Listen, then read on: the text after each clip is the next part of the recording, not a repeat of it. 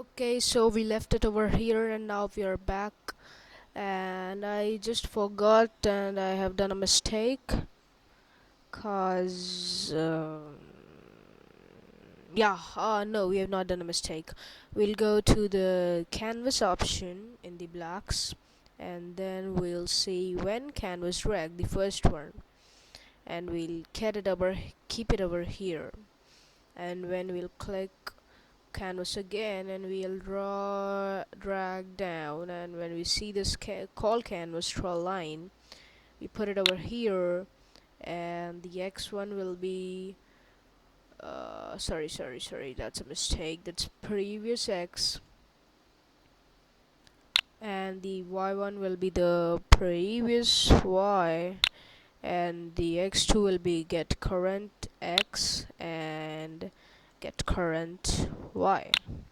And now we'll come to buttons and we see the red one, and we'll just do when red click, we'll put it over here.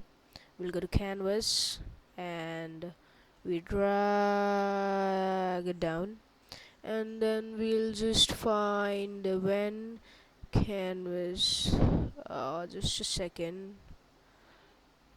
canvas 1 paint color 2, we drag it over here, and we have done set paint color 2, and it's the red button, so we'll go to colors and choose the red one and drag it and fit it over here, and then we'll just take the blue button, when blue click, and then we'll go to canvas again. Oh, we can just do this duplicate, we can duplicate this, and we will do this is blue, so we'll put blue in that, and we'll go to color and then we'll choose blue. You can even choose cyan, but dark blue will look better, so we choose blue. And the third button is clear, so when we clear, it's when clear dot click, choose this one, go to canvas and then scroll down and wait, let me find it out. Yeah, this one, call canvas 1 dot clear, choose this and fit it over here.